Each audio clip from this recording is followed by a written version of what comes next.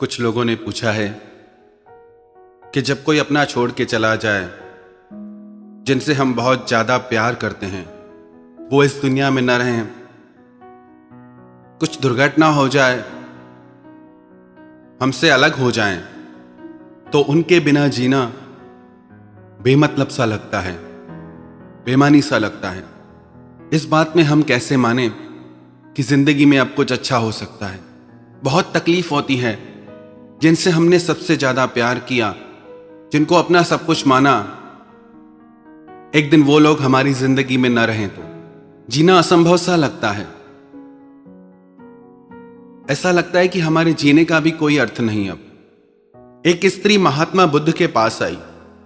उसका एक ही बेटा था, जवान बेटा, और उसने उसे ही अपने जीवन का आधार मान रखा था। अपने बेटी की मृत्यु से, जो उसके लिए सब कुछ था, उसकी मृत्यु से वो बिखर कर रह गई, टूट कर रह गई। महात्मा बुद्ध के पास आई और कहने लगी कि मैंने सुना है आपको भगवत्ता प्राप्त हुई है, आप में दैवीय शक्तियां हैं, तो आप मेरे बेटे को जिंदा कर दीजिए। मुझे और कुछ नहीं चाहिए। अगर मेरा बेटा जिंदा नहीं हुआ तो मैं भी मर जाऊंगी इसके बिना। आपको जो चाहिए मैं दूंगी, पर मेरे बेटे को जिंदा कर दीजिए, कुछ भी कीजिए।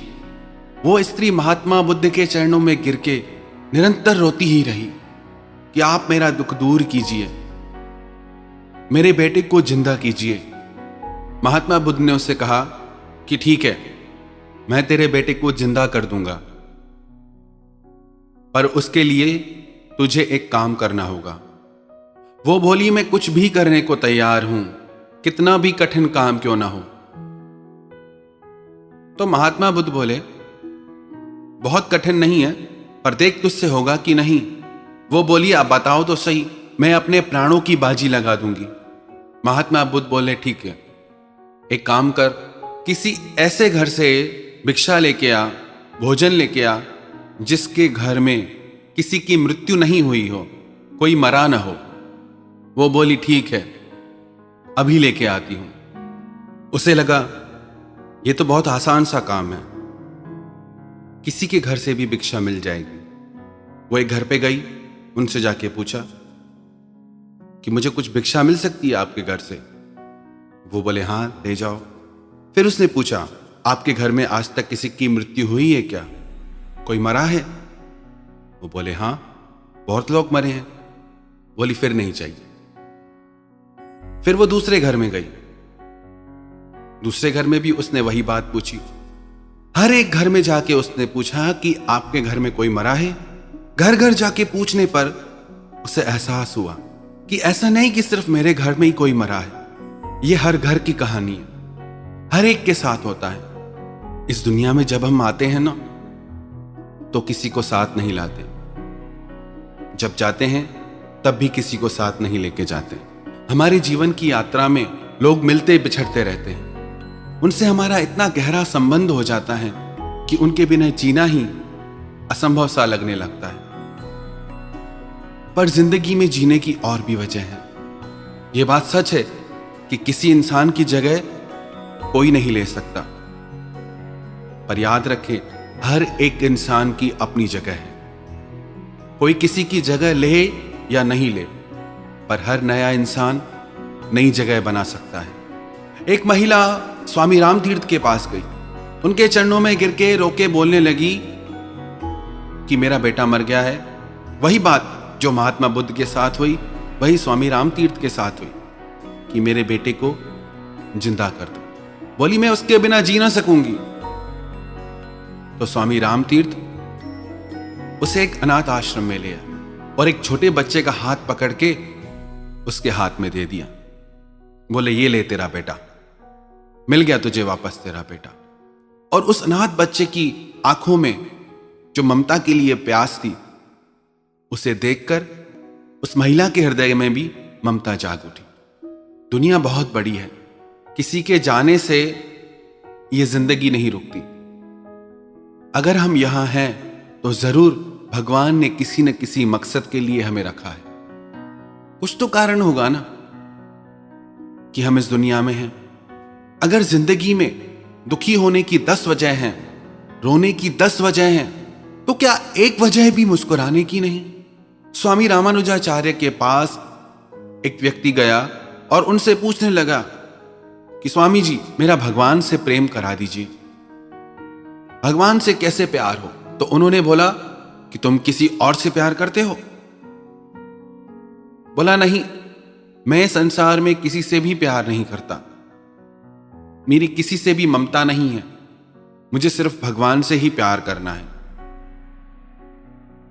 तो वो बोले, पहले जाओ प्यार करना सीख के आओ। जब तुम्हारा प्यार तुम्हारे पड़ोसी तक नहीं पहुंचता, तुम्हारे आसपास जो लोग रहते हैं उन तक तुम्हारा प्यार नहीं पहुंचा, तो भगवान तक कैसे पहुंचेगा? पहले सीखो तो सही, जानो तो सही। तो दुनिया में बहुत भलाई के काम हैं जो हम कर सकते हैं। दूसरे का दुख बांट के उसकी जिंदगी में खुशियां भर सकते हैं। किसी के जाने से जरूर दर्द होता है, जरूर दुख होता है, पर अब हमें चुनाव करना है। क्या उस दर्द के सहारे जीना है? क्या उस दर्द में ही जिंदगी गुजारनी है, या उस दर्द से बाहर निकल के जीने की कुछ और वजह ढूंढनी है? भागवत पुराण की एक स्टोरी है, छोटी सी कहानी है। एक पेड़ पे पक्षी और पक्षिणी का जोड़ा रहता था। वो दोनों एक दूसरे के लिए पूरी दुनिया थे, किसी और की उन्हें जरूरत ही नहीं थी। कभी कभी कोई इंसान हमारी पूरी दुनिया बन जाता है। वो साथ हो तो लगता है दुनिया में किसी की जरूरत ही नहीं है। ऐसे इंसान के बिछड़ जाने पे लगता है दुनिया ही सारी मिट गई। दोनों एक पेड़ पे रहते थे। एक शिकारी वहां आया। उस शिकारी ने नर पक्षी को तीर मारा और वो पक्षी मर के पेड़ से नीचे गिर गया। मादा पक्षिणी थी, रोने लगी, बिलखने लगी कि हे भगवान, ये तूने क्या किया? यही तो मेरा सब कुछ था, यही तो मेरा प्राण था, इसके बिना मैं कैसे जीऊंगी? मुझे क्यों नहीं मार दिया? मैं नहीं जी सकती इसके बिना। इतने में उस शिकारी ने दूसरा तीर चलाया। वो मादा पक्षिणी को लगा, वो भी मर के पेड़ से नीचे गिर गई। हम सब यही सोचते रहते हैं कि इतना प्यारा इंसान मेरी जिंदगी से चला गया, कैसे जिएंगे? हम भी उसी लाइन में खड़े हैं।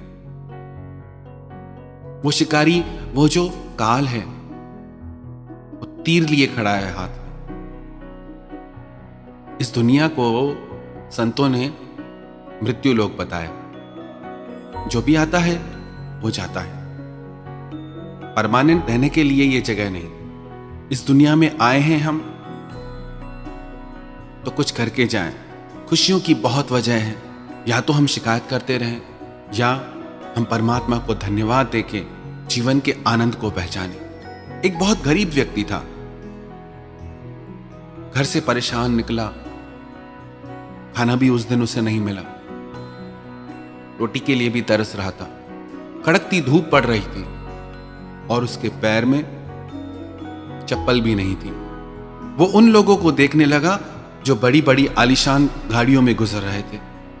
ऊपर देख के परमात्मा से शिकायत करने लगा कि वाह भगवान, क्या तेरा इंसाफ है। एक ये लोग हैं जो इतनी बड़ी गाड़ियों में मजे से घूमते हैं, और एक मैं हूं जो मुझे कुछ खाने को भी नहीं मिला है, चप्पल तक नहीं मेरे पैर में, इतनी कड़कती धूप में नंगे पांव चल रहा हूं। तुझे मैं ही मिला एक। ऊपर की ओर देख के अभी ऐसे सोच ही रहा था कि उसकी टक्कर एक व्यक्ति से हुई। जब उसने जमीन की तरफ देखा कि एक व्यक्ति जिसके पैर ही नहीं है, घिसट घिसट के चल रहा है, अपने हाथों के बल से। फटे मैले से कपड़े हैं। उसे देख के उसे लगा कि भगवान, तूने तो इससे 1000 गुना अच्छा बनाया है मुझे। मैं चाहूं तो क्या नहीं कर सकता। जो नहीं मिला है ना, उसकी शिकायत करना छोड़ें। जो मिला है, जो है आपके हाथ में, उसकी शक्ति को पहचानें। जिंदगी का एक पल भी अगर आपके हाथ में है ना, तो याद रखना पूरी दुनिया आपके हाथ में है। सब कुछ आपके हाथ में।